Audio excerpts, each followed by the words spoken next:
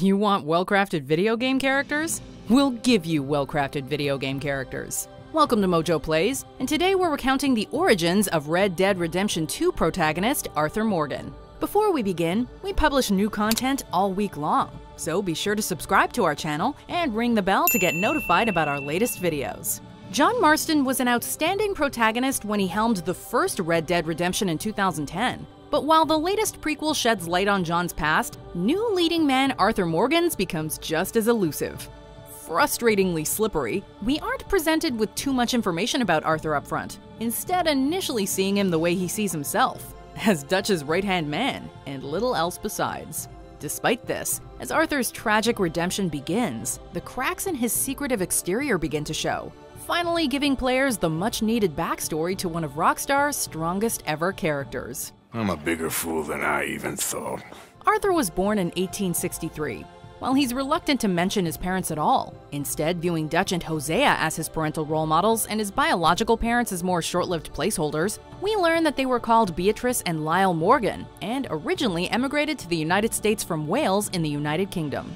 Early on in Arthur's life, his mother passed away, and he clearly didn't have a good relationship with his father.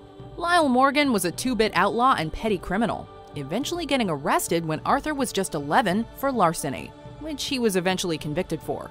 It's unclear how Lyle actually passed away, but if you complete the Of Men and Angels side story before the peace negotiation main mission, he confesses to Sister Calderon that he watched his father die, and it couldn't really come, quote, soon enough. And my daddy, well, I watched him die. That weren't soon enough.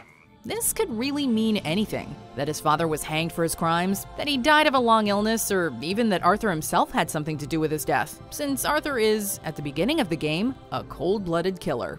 I ain't asking for much. Over there!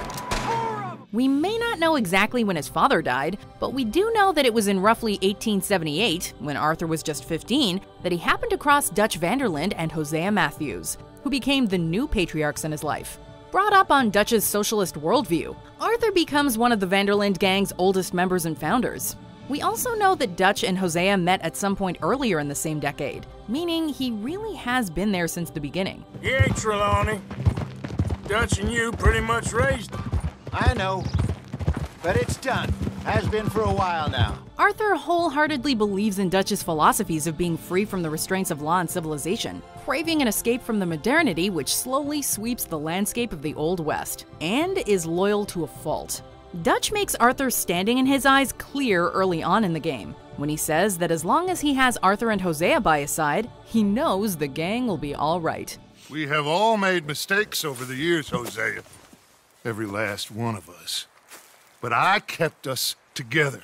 After falling in with Dutch, Arthur is presented with a chance to leave his life of crime through Mary Gillis, known to us in the game by her married name Mary Linton. While we lack the exact timeline of when they fell in love, they certainly did, in spite of Arthur's lifestyle. They were even engaged at one point, and it was Mary's engagement ring, which she returns to Arthur during the events of Red Dead Redemption 2, which is eventually given to John Marston, and it's the same ring John uses to propose and ultimately marry Abigail Roberts. Will you marry me?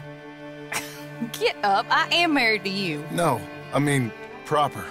In front of God. Oh, quick side note. The reason John looks more formal in this scene is because we wanted to make him look good for his big moment with Abigail. Can you blame us? All I can see is a strange man rowing. I thought he was John Marston, but now I suspect he's been replaced with an imposter. The other obstacle facing Arthur and Mary was her father's disapproval of him, which eventually led to them calling off the engagement, breaking Arthur's heart. Prior to the events of the game, Mary marries another man and takes the name Linton, though Mr. Linton dies of pneumonia and leaves her a widow. Where's what's-his-name? Died. Well, I'm sorry to hear that. Mary wasn't the only girl Arthur ever cared for, however, as at some point after that he met a waitress named Eliza, and she became pregnant. While she knew Arthur couldn't leave his outlaw life, he still decided to do right by her and his son Isaac as best he could, stopping by to visit them regularly and also contributing financially. But when Isaac was still young, robbers murdered him and Eliza. Offered $10. This is when Arthur became truly hardened and learned how cruel and unfair life could be. It was the murder of his son that made Arthur into the ruthless man we meet at the beginning of the second game.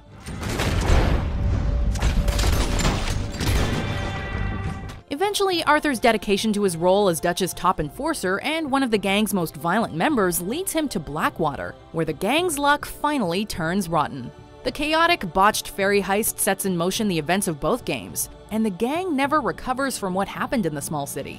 We don't know exactly what went down on the ferry heist, just that it all went south after Dutch shot another member of the gang, Heidi McCourt, in the head for unknown reasons. And the ensuing violence was so extreme, the incident eventually became known as the Blackwater Massacre of 1899. What really went down back there on that boat? We missed you. That's what happened. As well as Heidi, various other gang members also died or got captured. And even John came close to death after going missing and getting attacked by wolves, which is how he got his trademark scar.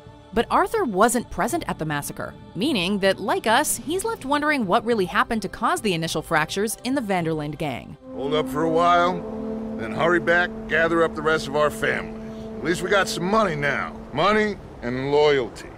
Red Dead Redemption 2 officially opens with the gang fleeing across the Grizzly Mountains in the middle of a snowstorm, on the lam and struggling to survive since they had to leave all their money behind in Blackwater. From that point onwards, we have the continuing stories of every major gang member all the way up until Jack Marston gets revenge on Agent Ross in the epilogue of the first game. We know a lot about you. Do you? You're a wanted man, Mr. Morgan. It's only fitting that one of the best stories ever told in video games should have one of the greatest main characters of all time. And it's only by understanding Arthur's past that you can eventually understand his future, playing through it day by day. I know. So what are we gonna do now? Thanks for watching Mojo Plays. Be sure to subscribe, ring that bell, and check out our suggestion page in the description below.